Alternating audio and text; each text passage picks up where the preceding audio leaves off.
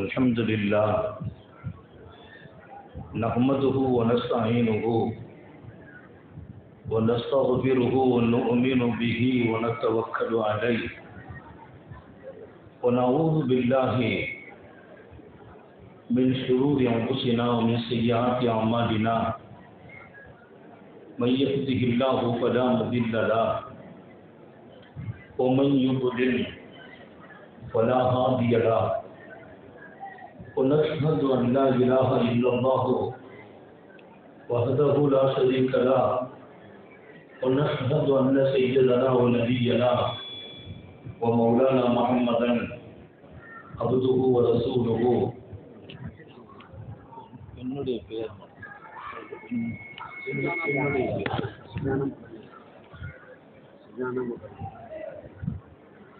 صلى الله على سيدنا محمد وآله الأبرار وصحابه الأخيار وأزواجه الطيبات الطاهرات أوصيكم عباد الله وإياي أولا بتقوى الله أما بعد فأعوذ بالله من الشيطان الرجيم بسم الله الرحمن الرحيم ولقد أرسلنا رسلا من قبلك وجعلنا لهم أزواجا وذرية وقال نبي الله سيد البشر محمد رسول الله صلى الله عليه وسلم ألا واستوصوا بالنساء خيرا فإنما هن عوان عندكم صدق نبي الله صلى الله عليه وسلم.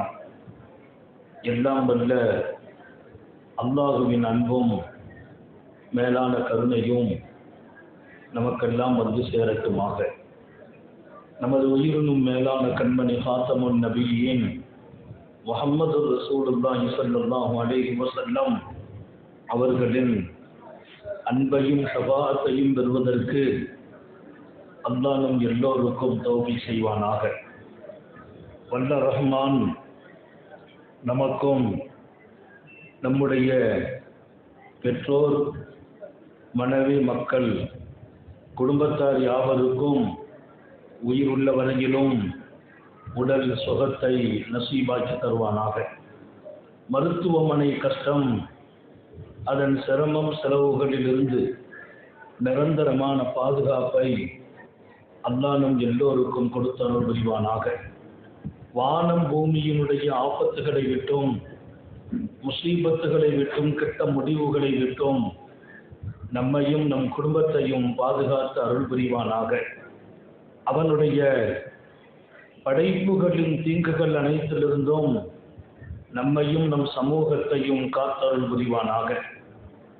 அல்லாஹுவின் மகத்தான பேரருளால் நமது உயிரினும் மேலான கண்மணி ஹாத்தமுன் நபியின் சர்தாரே ஆலம் சுந்தர நபிகள் ஸல்லல்லாஹு அலைஹி வஸல்லம் அவர்களின் பாக்கியம் நிறைந்த சுன்னத்தான நிக்காஹ் மஜ்லிஸ் சங்கை மிக்க உலமாக்களின் தலைமையில் இங்கே சிறப்பாக துவக்கமாகியிருக்கிறது.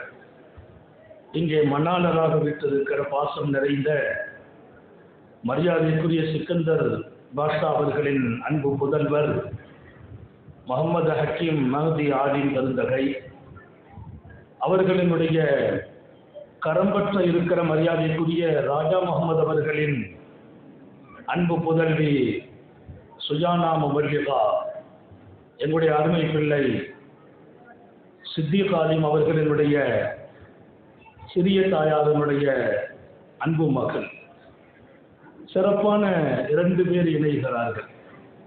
மார்க்கம் சார்ந்த ஞானம் பெற்றவர்கள்.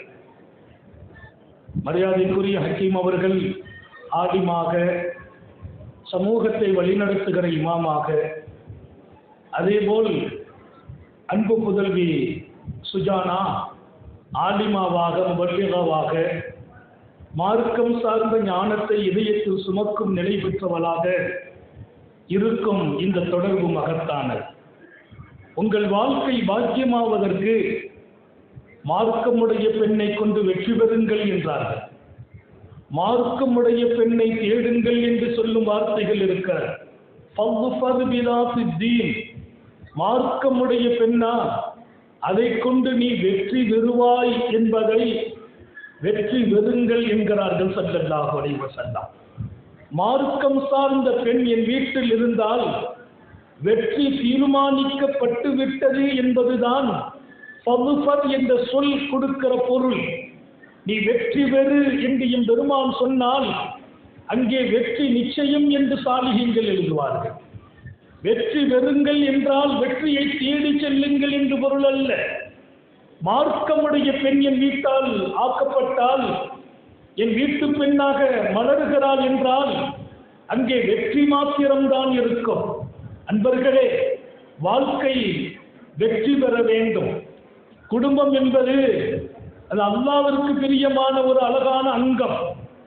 அல்லாஹ் குடும்பத்தை நேசிக்கிறான், குடும்பம் உடையவர்களை நேசிக்கிறான். குடும்பம் இல்லை, அவர் தனி மனிதர். ஞானம் இருக்கிறது, ஆன்மீகம் இருக்கிறது, அல்லாஹ்வின் பேரருளும் இருக்கிறது. பல்லாயிரம் மக்களை வழிநடத்துகின்ற சூஃபியாக ஞானியாகவும் இருக்கலாம். ஆனால் சுவனபதியில் குடும்பமுடையவர்களுக்கென்று ஒரு படித்தரம் உண்டு. அதற்கிட்ட அவர் நெருங்க முடியவில்லை என்று சாலிஹீன்கள் சொல்லித் தரும் செய்திகள். குடும்பம் ஒரு பெரிய பாக்கியம். மனைவி கணவன் என்ற அந்த உறவு, ஒருவர் மற்றவருக்கு தாங்கி நிற்கும் உறவு அது. ஒருவரின் சுமையை இன்னொருவர் சுமக்கும் உறவு அது. ஒருவரின் அன்பு இன்னொருவரால் கொடுக்கப்படும் இடம் அது. எத்தனை பங்கு இருக்கிறது! எனக்காக என் மனைவி, அவர்களுக்காக நான், என் அன்பு அவர்களுக்காக, அவர்களின் அன்பு எனக்காக. இன்னொரு பக்கம் அவர்களின் சுமை நான் தாங்க வேண்டும், என் சுமையை அவர்கள் தாங்க வேண்டும்.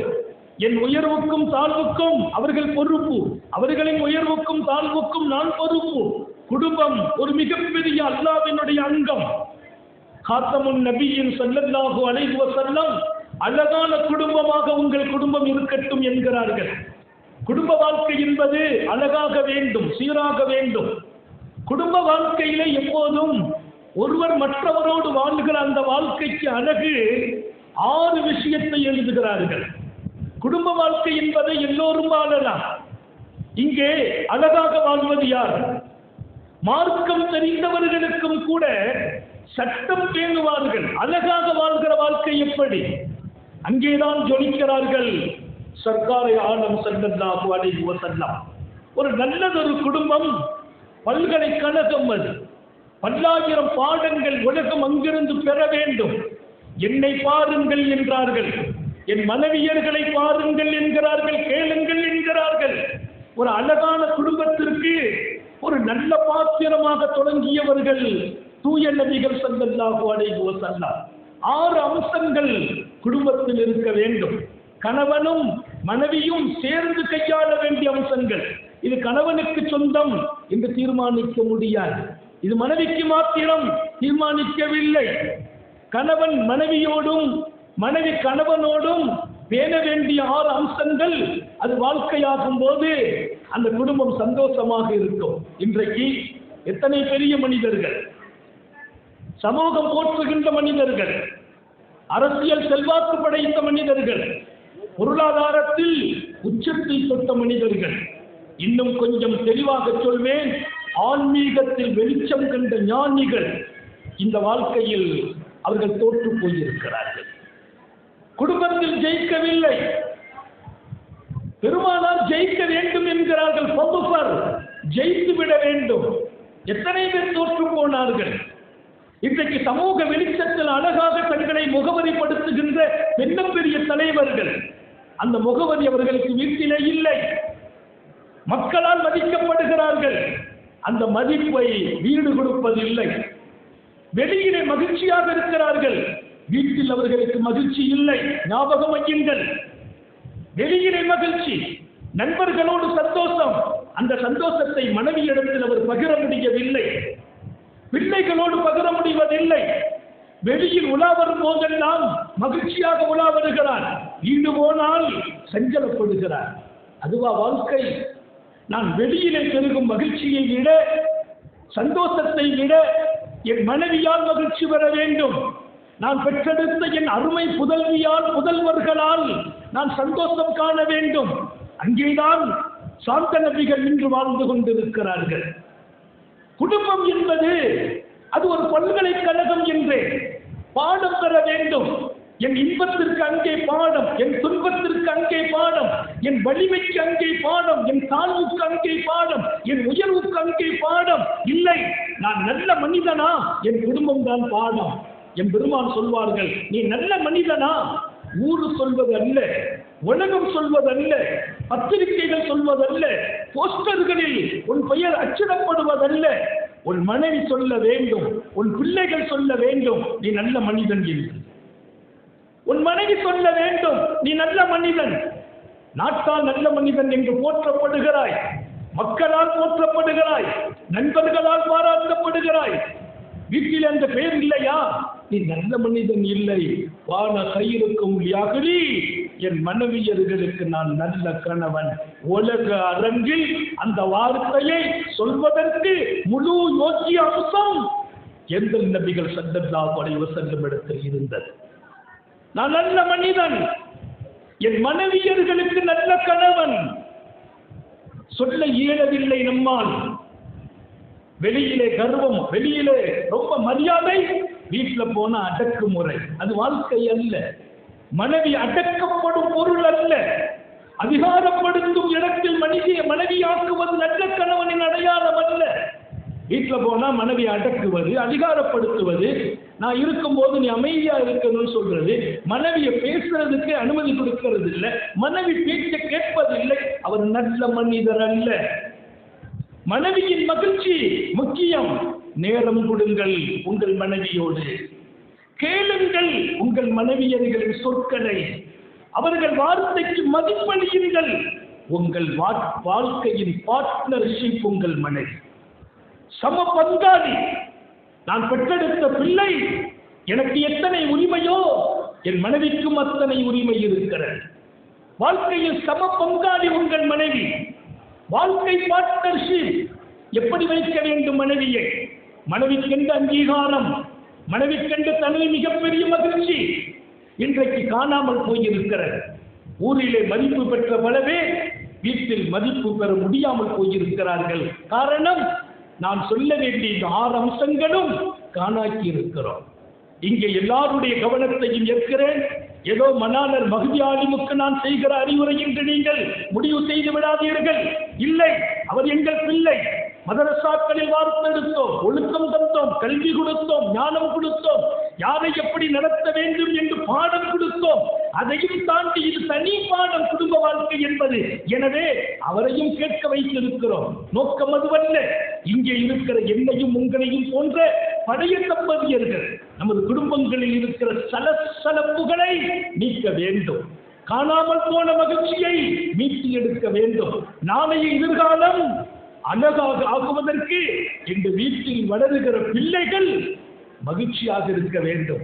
நம்ம 2 பேரும் சண்டை போட்டுட்டோம்னா வீட்டில் எப்படி மகிழ்ச்சி இருக்கும்? கணவனுக்கும் மனைவிக்கும் மத்தியில் அழகான வாழ்க்கை இல்லை. ஒருவர் மற்றவரோடு பேசுவது கூட இல்லை, முகம் கொடுப்பதில்லை. ஏதோ 1 வருஷம் சந்தோஷம் ஜாலி, அதுக்கு பின்னால போன்ல மட்டும் பேசுறது, அதுக்கு பின்னால போன்லையும் பேச நேரம் இல்லை. அதுவா வாழ்க்கை? சக்கராத்தில் கூட தன் மனைவியின் மடியில் தலை வைத்த தாஹா நபிதான் அழகிய முன்மாதிரி. என் ரூஹு பிரிய வேண்டும். என் பெருமான் வானவர் கோமான் ஜுமரையில் கேட்கிறார், எப்படி? என் மனைவியின் நெஞ்சில் சாய்ந்திருக்க பிரிய வேண்டும். எங்கே வாழ்க்கை? எங்கே வாழ்க்கை? என் மனைவிதான் என் வாழ்க்கை, அவர்கள்தான் என் நிம்மதி. அவர்களை கொண்டே இந்த தீனை பாதுகாத்தேன். இன்றைக்கும் சொல்கிறேன், என் மனைவியின் நெஞ்சில் சாய்ந்து ரூஹு பிரிய வேண்டும். சுந்தர நபிகள் நபித்துவத்தை துவக்குவார்கள் கதீஜா நாயகியின் மடியில்.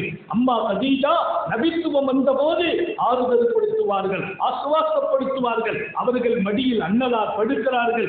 ஜிப்ரீல் இறங்குவார். அடுத்தடுத்த அல்லாஹ்வின் திருவசனங்களை கொண்டு அவர்களின் மடியில் தான் மார்க்கம் துவங்கியது. நபி செய்தியை துவக்குகிறார்கள். அன்னை ஆயிஷாவின் நெஞ்சில் சாய்ந்து தன் உயிரை பிரிக்கிறார்கள். எப்படிப்பட்ட குடும்ப வாழ்க்கை! சமூகத்தில் அங்கீகாரம் பெற்ற தலைவர் நபிகள் நாயகம். உலக அரங்கில் இன்று வரையிலும் யாராலும் குற்றம் சாட்டப்பட முடியாத வாழ்க்கைக்கு சொந்தக்காரர் முஹம்மது ரசூலுல்லாஹ். ஒழுக்கத்தில் மகத்தான இடம், ஆன்மீகத்தில் அவர்கள் பெற்ற இடத்தை இன்னொருவர் எட்டி கூட பார்க்க முடியாத இடம். அதை தாண்டி குணசீலராக, உற்றார் உறவினர்களோடு ஆதரவுகரம் நீட்டியவர்களாக, ஆதரவற்ற பெண்களுக்கு அபயக்குரல் கொடுத்தவர்களுக்கு தங்களுடைய மிகச்சிறந்த இதயத்தால் தூக்கி சுமந்த இடத்தில் வாழ்ந்த எம்பெருமான் குடும்பத்தில் அழகான மனக்கணவராக. பெருமானாரை பற்றி செய்தியை திறந்த உடனே வரும் குடும்ப வாழ்க்கை நபி எப்படி? ஜௌஜுல் ஹபீப். பெருமானாரை குறித்து எழுதிய வரலாறு ஜௌஜுல் ஹபீப், அன்பு தழும்பிய கணவர். அல்லாஹ் நமக்கு தௌஃபீக் செய்வானாக. அன்பு தழும்பிய கணவர், அன்பு நிறைந்த கணவர், அதுதான் வாழ்க்கை.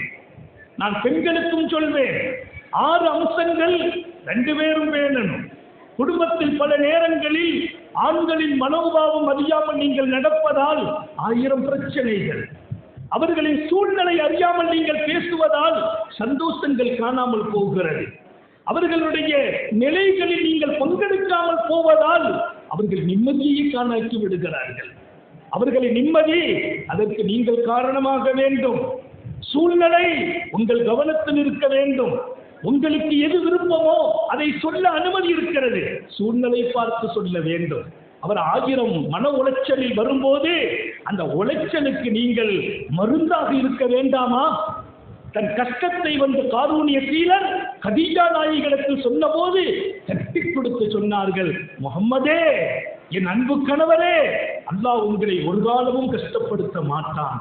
நம்பிக்கையோடு நீங்கள் செய்த வாழ்க்கை எவ்வளவு பெரியது, சாதனை எத்தனை பெரியது.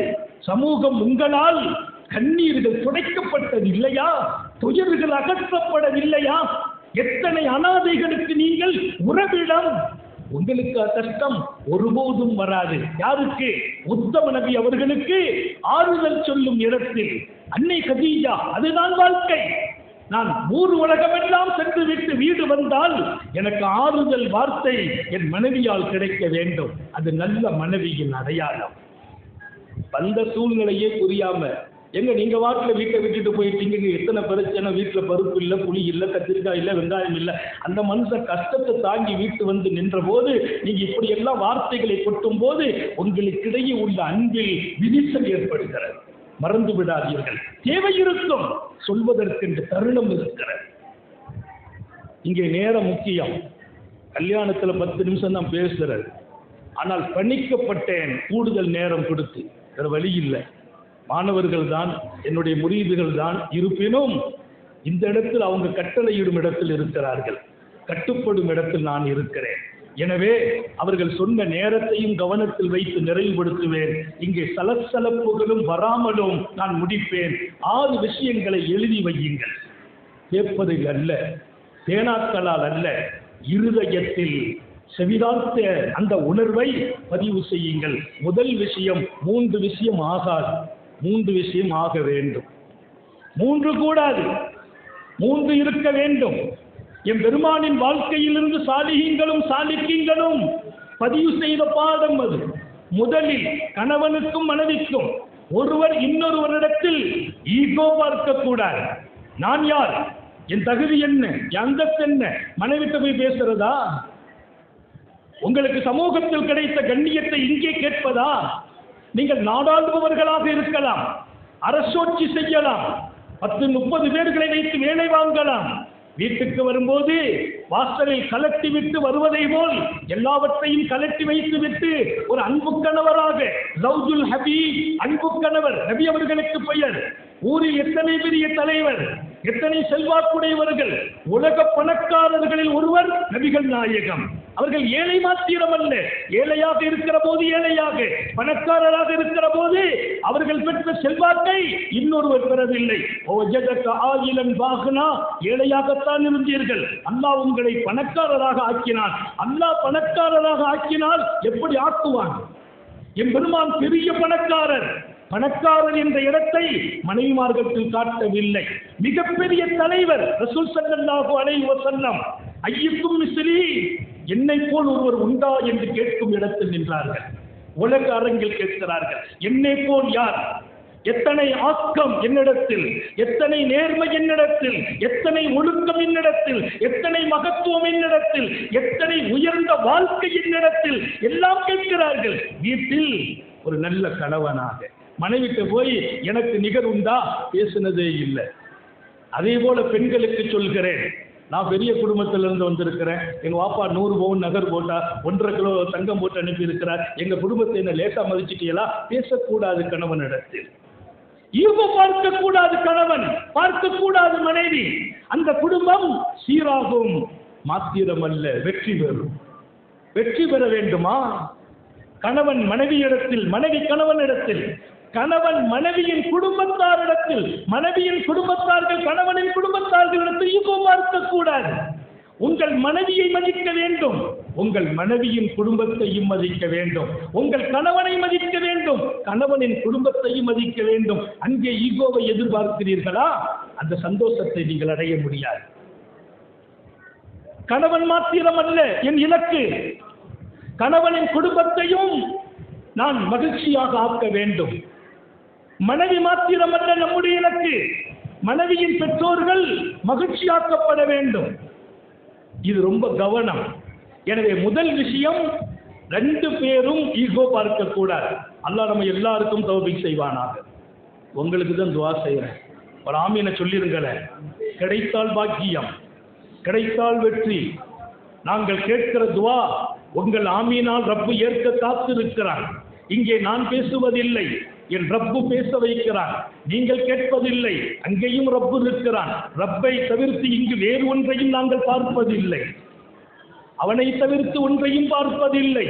அவன் இருந்து நம்மை வழி நடத்துகிறான். ஞாபகம் வையுங்கள், அவனை மறப்பதை விட ஆபத்தானது வேறொன்றும் இல்லை. அவன் இருக்கிறான் எல்லா இடத்திலும். ஏதோ பேசிவிட்டோம் கேட்டுவிட்டோம் என்று விடை பெற முடியாது. பேசியதை வாழ்க்கையாக்குவதற்கு என் ரப்பு தேவை. என்னை அனுப்பியவன் அவன், பேச வைத்தவன் அவன். நீங்கள் வாழ வேண்டும், உறுதி கொள்ளுங்கள். வாழச் செய்வதற்கும் அவன் தயார், ரப்பு தயார். நம்பர் 1, நீங்களும் ஈகோ பார்க்க கூடாது, நீங்களும் பார்க்க கூடாது. ஒரு நல்ல கணவன் சாதாரண கணவனாக, ஒரு நல்ல மனைவி சராசரி பெண்ணாக கணவனுக்கு முன்னால் உங்களை மாற்றணும். குடும்பம், அதன் அந்தஸ்து, செல்வாக்கு, மதிப்பு, பட்டம், இன்னொரு பக்கம் சமூக அந்தஸ்து, இதையெல்லாம் வாசல்ல வச்சுட்டு தான் வீட்டுக்கு வரணும். அல்லாஹ் நம்ம எல்லாருக்கும் தௌபீக் செய்வானாக. 2வது, கோபப்படக்கூடாது. கணவனின் கோபம் அது ரொம்ப ஆபத்தானது குடும்ப வாழ்க்கையில். மனைவியின் கோபம் அது ரொம்ப டேஞ்சர் குடும்ப வாழ்க்கையில். கணவனும் மனைவியும் கோபப்படுவதை நிறுத்த வேண்டும். கணவனின் வார்த்தைக்கு முன்னால் மனைவி கோபத்தை அடக்க வேண்டும். மனைவியின் சொற்களுக்கு முன்னால் கணவனின் கோபத்தை அடக்க வேண்டும். மனைவி பேசின உடனே கோபம் வருதா, அடக்குவதுதான் அல்லாஹ்வின் கட்டளை. அகிலத்தின் அருட்கொடை ரசூலே கரீமின் வாழ்க்கை ஸல்லல்லாஹு அலைஹி வஸல்லம். அன்னை ஆயிஷா சொன்னாங்க, ஒரு முறை நான் பேசினேன். அன்னை ஆயிஷா யார்? உங்களுக்கும் எனக்கும் உலகத்தின் மூமின்களுக்கும் தாய், அறிவுலகத்தின் களஞ்சியம். 2200 ஹதீஸுக்கு மேலால் அன்னலாரின் உயிரோட்டமான செய்திகளை உலகத்திற்கே கொடுத்தவர்கள்.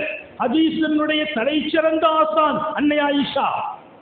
கல்வியின் மிகப்பெரிய இடத்தில் அன்னை ஆயிஷாவை கொண்டு நிறுத்தினார்கள் எம்பெருமான். எனக்கு பின்னால் இந்த தீனை என் மனைவி ஆயிஷா இடத்தில் கற்றுக்கொள்ளுங்கள். மனைவி எங்க கொண்டு நிறுத்துறாங்க? இந்த மார்க்கமே என் ஆயிஷா இடத்தில் இருக்கிறது. ஒரு மனைவிக்கு எவ்வளவு பெரிய அங்கீகாரம்!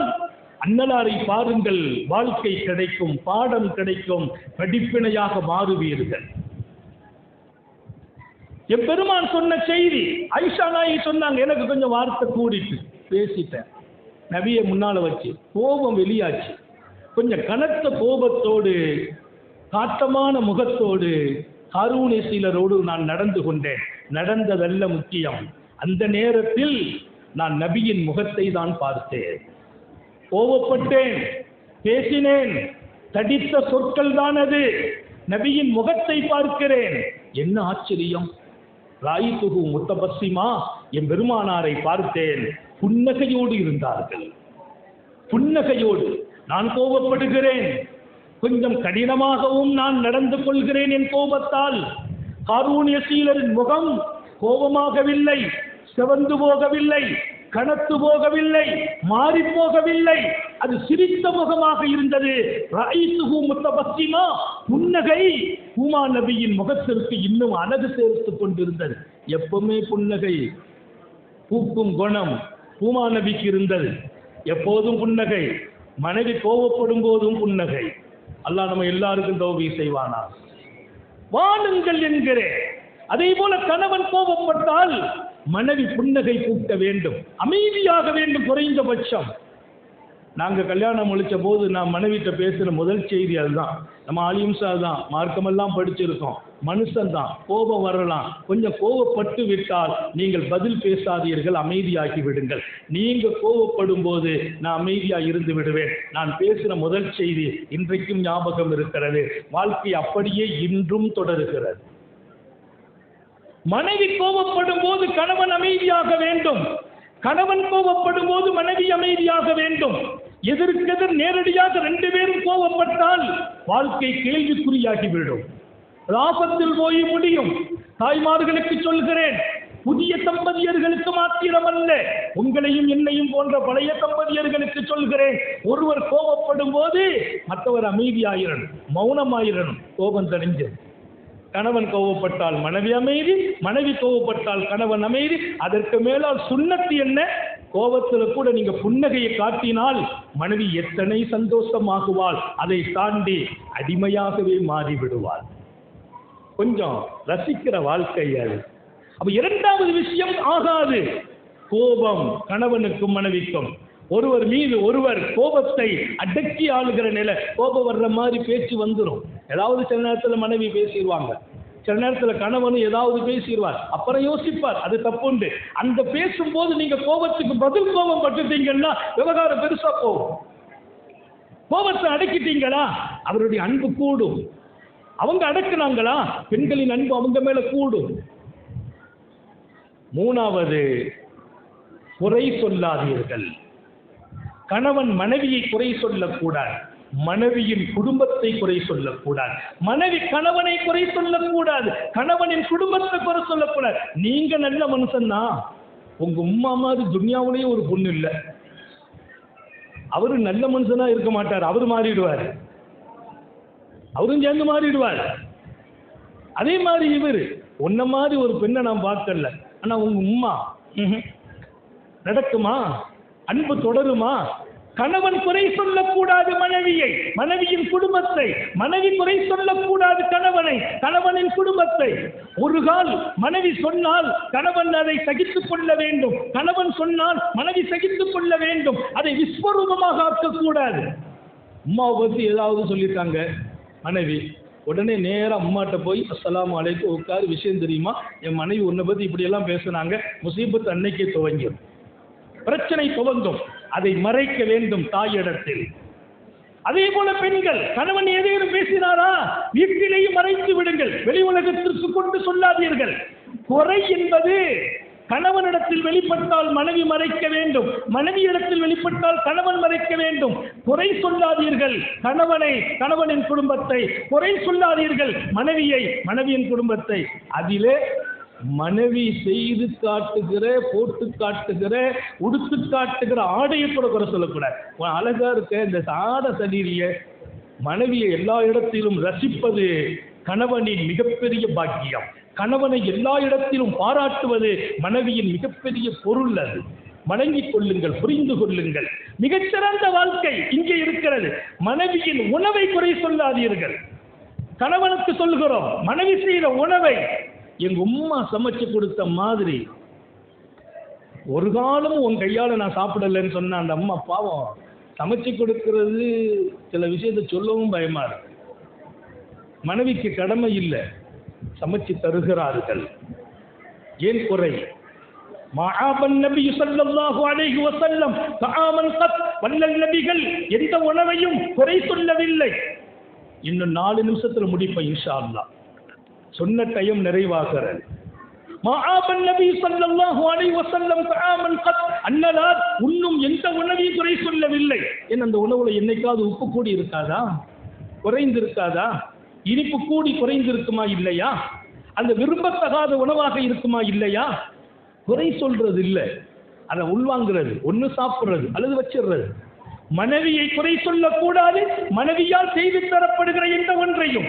கணவனை குறை சொல்லக்கூடாது, கணவனால் வாங்கி தரப்படுகிற எந்த பொருளையும். உங்களுக்கே பிடிக்கவில்லை, அழகா இருக்குங்கன்னு சொல்ல நீங்க எப்படி நினைப்பீங்களோ. எங்க வீட்டம்மாட்ட உள்ள பழக்கம், இன்னைக்கு நான் எதை கொண்டு கொடுத்தா சாயந்தரம் போகும்போது ஒரு சின்ன பொருளை கொடுப்பேன், ரொம்ப நல்லா இருக்கும்பாங்க. நான் கூட சாப்பிட்டு பார்ப்பேன், அது அவ்வளோ சுமாராக இருக்கும், ரொம்ப அழகா இருக்கு. அவங்க சொல்லுவாங்க, நீங்க எதை வாங்கி வந்தாலும் எனக்கு திருப்தியா இருக்கணும்னு தான் வாங்கி வருவீங்க, அழகா இருக்கு, அதுதான் வாழ்க்கை. மனைவி சொல்ல வேண்டும், என் திருப்தி தான் உங்கள் நோக்கம். எங்க போனாலும் பார்ப்பேன், ஒரு ஒரு ஒரு ஒரு சாயல் கிடக்கும், மேலே போடக்கூடிய ஒரு சால். அந்த சாலை பார்த்தோன்னு நினைக்கிறது, நான் போனது நிகழ்ச்சிக்கு அந்த சால் இருக்கும், அந்த இடத்துல நின்றுவேன். நம்ம மாணவர்கள் முரீதுகள் கூட வருவாங்க, என்ன அதில் அந்த சாலை வாங்கியிருப்பா, அந்த சாலை வாங்கி மடித்து வச்சுக்கிடுவேன். அவருக்கே தெரியாது ஏன் வச்சேன், வீட்டம்மாவுக்கு அந்த சால் பிடிக்கும், அவங்கள்ட்ட கொண்டு கொடுப்பேன், மகிழ்ச்சி பெறுவார்கள். நான் சொல்வது, குடும்பத்தை மகிழ்விப்பதால் மனைவி மாத்திரம் கிடைப்பதில்லை, அல்லாஹ்வின் அன்பும் கிடைக்கிறது, நபியின் நேசமும் கிடைக்கிறது. நான் என் மனைவிக்கு சால் வாங்கினேன், என் ரப்பையை பெற்றுக் கொண்டேன். என் ரப்பை பள்ளிவாசலில் மாத்திரம் பார்த்தவன் அல்ல நான். என் மனைவிக்கு முன்னால் 1000 தடவை என் ரப்பின் சந்தோஷம் கிடைத்தது. என் பிள்ளைகளுக்கு உணவை எடுத்து ஊட்டினேன், வாயில் கொடுத்தேன் என் பிள்ளைகளுக்கு. அங்கே என் நபியை பார்த்தேன். என் பிள்ளைகள் சிரித்த போது அல்லாஹ் கிடைத்தான், ரசூல் கிடைக்கிறார்கள். நாம் இதையெல்லாம் விட்டு விட்டோம், சஞ்சலங்களை சந்திக்கிறோம். பணம் இருக்கிறது, பதவிகள் இருக்கிறது, மதிப்புகள் இருக்கிறது, எல்லாம் இருக்கிறது, வீட்டிலே மகிழ்ச்சி இல்லை, அது வாழ்க்கையே அல்ல. மகிழ்ச்சி தான் வாழ்க்கை. எனவே கோபப்படாதீர்கள், சம நேரத்தில் 2 பேரும். ஈகோ பார்க்காதீர்கள், அது மிக முக்கியம். குறை சொல்லாதீர்கள். 3வது 4வது 3 விஷயம் தேவை. அந்த 3 விஷயம் எடுத்துக் கொள்ளுங்கள். எப்போதும் ஒருவர் மற்றவரை திருப்திப்படுத்த வேண்டும். ஒருவர் மற்றவரை திருப்திப்படுத்தணும். திருப்தியில தன்னை விட மற்றவங்களை தேர்ந்தெடுக்கணும். எனக்கு ஒன்று பிரியம், என் மனைவிக்கு இன்னொன்று பிரியம், அதை தேர்ந்தெடுக்கணும். நான் டீ குடிப்பேன், என் மனைவி காஃபி குடிப்பான். சுதாரணமாக எங்கள் வீட்டில் அவங்களுக்கு காஃபி கொஞ்சம் பிரியம். எங்கேயாவது போனால் 2 காஃபி போடுங்க, 2 காஃபி பார்ப்பாங்க. நீங்கள் டீ தானே குடிப்பீங்க, இல்லை எனக்கு காஃபி பிரியமாக இருக்குது. எவ்வளவு மகிழ்ச்சியாயிடுறாங்க. அவங்களுக்கு காஃபி பிரியம், நானும் காஃபி பிரியனாக மாறினேன். எனக்கு காஃபியில் பிரியம் இல்லை, என் மனைவிக்காக மாறினேன். அங்கே என் ரப்பின் சந்தோஷம் கிடைத்தது, என் குடும்பம் மகிழ்ச்சியானது. இன்றைக்கும் வீடு சொர்க்கமாக இருக்கிறது. அல்லாஹ் தொடரச் செய்வானாக. சொர்க்கத்தை அங்க போய் பார்க்கணும், இங்கேயும் சொர்க்கமாக ஆக்குங்கள் உங்கள் இல்லத்தை. எனவே மனைவியின் குணத்தை, மனைவியின் காரியத்தை, ஒருவர் மற்றவரை எப்போதும் மேம்படுத்தி பார்க்கிற வாழ்க்கை. பொருந்திக் கொள்வது, மனைவியை பொருந்திக் கொள்ளுங்கள், மனைவியின் பொருள்களை பொருந்திக் கொள்ளுங்கள். உங்களை விட மனைவியை தேர்ந்தெடுங்கள். நீங்கள் கணவனை பொருந்திக் கொள்ளுங்கள், உங்களை காட்டிலும் கணவனை தேர்ந்தெடுங்கள். அவர் வெளியில போகணுங்கிறார், உங்களுக்கு அன்னைக்கு அலுப்பா இருக்குது, பரவாயில்லைங்க வர்றேன்னு சொல்லணும். ஏன், என் அலுப்பை தாண்டி என் கணவனின் திருப்தி பெற வேண்டும். அவரை தேர்ந்தெடுத்தால் அந்த திருப்தி கிடைக்கும். கணவனின் திருப்தி மிக முக்கியம். 2வது, ஒருவர் மற்றவரை அதிகமாக பாராட்டுங்கள் என்றார்கள் நபிகள் நாயகம். கணவனை மனைவி பாராட்டணும். உங்களை கல்யாணம் முடிச்சதுனால நான் எவ்வளோ மகிழ்ச்சியா இருக்கிறேன், உங்களை மாதிரி ஒரு ஆளை நான் பார்த்தது இல்லைங்க, என்ன குணம் உங்க குணம், எவ்வளவு அன்பு வச்சிருக்கிறீங்க, பாராட்டுங்கள். மனைவியை கணவன் பாராட்ட வேண்டும், கணவனை மனைவி பாராட்டணும். நீங்க சொல்லணும், ஸ்ரீதேவி நீ வந்தவங்க வாழ்க்கை வீடே பறக்கத்தாச்சு, வசந்தமாச்சு, மகிழ்ச்சி ஆச்சு. இப்பவும் நான் சொல்லுவேன் எங்க வீட்டில், ஏம்மா நீ வந்த நேரம்தான் அல்லாஹ் கிருபை செய்தான், என் மார்க்கமே முழுமையானது, என் தீன் முழுமையானது. எங்க வீட்டம்மா வந்த பின்னால தான் எனக்கு தஹஜ்ஜத்து தொடர்ச்சியா கிடைச்சிச்சு. என் மாணவர் நண்பர்கிட்ட கேட்டேன், தஹஜ்ஜத்து மதசால தொழுதேன், கல்யாணம் ஆனதுன்னு தொழலைங்கிறார். கல்யாணம் ஆனதுலேருந்து தொழலைன்னு நான் சொன்னேன், கல்யாணம் ஆன அன்னைக்கு தான் தஹஜ்ஜத்தை நான் எடுத்தேன். ஏன், மனைவி தஹஜ்ஜத்துல ஞாபகப்படுத்தும் மனைவி கிடைக்க வேண்டும். அல்லாஹ் எல்லாருக்கும் தௌஃபீக் செய்வானாக. இங்கே நான் சொல்வேன், ஒருவர் மற்றவரை தேர்ந்தெடுக்கிற முதல் வாழ்க்கை, அவரை திருப்திப்படுத்துகிற வாழ்க்கை. 2வது மிக முக்கியமான அம்சம் இது. எந்த காலத்திலும் மனைவியை பாராட்டுகிற பழக்கம். வல்லல் நபி ஸல்லல்லாஹு அலைஹி வஸல்லம், என் மனைவியர்களை போல் யாரும் இல்லை ஸல்லல்லாஹு அலைஹி வஸல்லம். திடீர்னு ஒரு நாள் என் பெருமான் ஆட்டை அறுத்தாங்க. அறுத்து இதை கொண்டு போமா, அந்த பெண்ணுக்கு கொடு, இதை இந்த பெண்ணுக்கு கொடு, இதை ஏர் உள்ள வீட்டுக்கு கொடு. ஆயிஷா நாயகி கேட்டாங்க, யா ரசூலல்லாஹ், திடீர் ஏன் ஆடு, ஏன் அறுத்தீர்கள், யாருக்கு, அவர்கள் யார், இந்த ஆட்டு நோக்கம்? ஒன்றுமில்லை, என் மனைவி கதீஜா ஞாபகம் வந்தார்கள். யாரை? மௌத்தா போன மனைவியை. மௌத்தா போன மனைவியை ஞாபகம் வந்தார்கள். அந்த மனைவிக்காக இந்த ஆட்டை கொடுக்கிறேன். அந்த தோழி, அது என் கதீஜாவின் தோழியர்கள், அவர்களை சந்தோஷப்படுத்துகிறேன். அவர்களின் சந்தோஷத்தால் மன்னரையிலும் என் மனைவி சந்தோஷம் அடைவாள். இன்னொரு பக்கம் என் மனைவி கதீஜாவை போல் இந்த உலகத்தில் யாரும் இல்லை என்றார்கள் ஸல்லல்லாஹு அலைஹி வஸல்லம். மனைவியை பாராட்டுகிறார்கள். எப்போது? மரணத்துக்கு பின்னாலும் பாராட்டுகிறார்கள். அல்லாஹ் உங்களுக்கும் எனக்கும் தௌஃபீக் செய்வானாக. மூன்றாவது விஷயம், ஒருவர் மற்றவரை அல்லாஹ்வின் அன்பை கொண்டும் மார்க்கத்தை கொண்டும் இறை நெருக்கத்தை கொண்டும் தொடர்பை கொண்டும் எப்போதும் தோள் கொடுத்து துணை நிற்க வேண்டும். மர்அத்தன் சாலிஹத்தன் முஈனத்தன் அலா அம்ரி தீனி, என் மார்க்கத்திற்கும் உன் அன்புக்கும் துணை நிற்கிற மனைவி வேண்டும் என்று கேட்டார்கள் ஸல்லல்லாஹு அலைஹி வஸல்லம். ஒரு பெண் மார்க்கம் சார்ந்து நிற்க வேண்டும், இபாதத் இருக்க வேண்டும், தொழுகை இருக்க வேண்டும், இரவு கண்ணீர் இருக்க வேண்டும், அல்லாஹ்வுக்கு கையேந்து வாழ்க்கை இருக்கணும். அது உங்கள் கணவனிடத்தில் இல்லையா, அவர்களை அதை கொண்டு ஊக்கப்படுத்த வேண்டும். கணவன் மார்க்கம் சார்ந்து இருக்க வேண்டும், இறைவனிடத்தில் கேட்டு பெற வேண்டும். அந்த வாழ்க்கை கணவனிடத்தில் இல்லையா, மனைவி அவருக்கு ஊக்கம் கொடுக்க வேண்டும். மார்க்க விஷயத்தில் ஒருவர் மற்றவருக்கு தோள் கொடுக்க வேண்டும். இதுதான் அழகான வாழ்க்கை. கணவன் தொழுகை நேரம் வந்து பள்ளிக்கு போகல, நீங்க பள்ளிவாசலுக்கு போங்க, வாங்க சொல்லிட்டாங்க. நம்ம பள்ளிக்கு போறோம், வீட்டம்மா தூங்கு, சிலவி வாங்க சொல்லிட்டாங்க, எழுந்திரு. பெருமான் சொன்னார்கள், நல்ல பெண்மணி யாரு தெரியுமா? கணவன் தூங்கும் போது தான் எழுந்திரித்து ஒது செய்து கணவனை எழுப்பி அவர் எழுந்திரிக்க மறுத்தார். லேச மேல தண்ணி தெளிக்கிறாளே, அவள் நல்ல பெண்மணி. நல்ல கணவன் யார்? மனைவி தூங்குவாள், அவர் எழுந்திரித்தார், ஒது செய்தார், அவர் சொல்ல போகிறார், மனைவி எழுப்பினார், எழுந்திரிக்கல, தண்ணியை தெளித்தாலே அவள் நல்ல நல்ல கணவன் என்றார்கள் ஸல்லல்லாஹு அலைஹி வஸல்லம். அவ குடும்ப வாழ்க்கையில் தீனும் அல்லாஹ்வின் அன்பும் ரசூலின் தொடர்பும் எங்களுடைய வீட்டில் வெளிச்சமாக வேண்டும். எல்லாம் அல்ல அல்லாஹ் அருள் நிறைந்த இந்த வாழ்க்கையை மணமக்களை தொடர்ந்து எல்லோருக்கும் நசீபாக்குவானாக. குடும்பத்தை மகிழ்ச்சிப்படுத்துவானாக, மேம்படுத்துவானாக. நம்முடைய குடும்பங்களில் எங்கெல்லாம் பிரச்சனை இருக்கிறதோ இன்றே சீராக்கி வைப்பானாக. ஒருவர் மற்றவரை புரிந்து வாழச் செய்வானாக, விட்டுக் கொடுத்து வாழச் செய்வானாக, ஒருவர் மற்றவரை தேர்ந்தெடுத்து வாழச் செய்வானாக.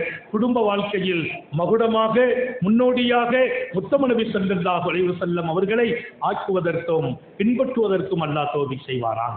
சோதனைகளிலிருந்து பாதுகாப்பானாக, கெட்ட முடிவுகளிலிருந்து பாதுகாப்பானாக. விடும் மூச்சும் எழும் பேச்சும் அவன் சிந்தனையாக்குவானாக. ஓடும் இரத்தம் அவன் அன்பு கலந்து ஓட வைப்பானாக. உறக்கமும் அவன் நினைவு மறக்காமல் பாதுகாப்பானாக. நாம் பெற்ற பிள்ளைகளை கண்குளிர்ச்சி ஆக்குவானாக. நமது பிள்ளைகளின் இல்மிலும் ஈமானிலும் அமலிலும் ரிசுக்கிலும் அல்லாஹ் பரக்கத் செய்வானாக. எல்லாம் அல்ல அல்லாஹ் நீண்ட ஆயுளை, நோயில்லா வாழ்வை, குன்றா சுகத்தை, நிரப்பமான ஈமானை நமக்கும் நமது குடும்பத்துக்கும் நசீபாக்குவானாக.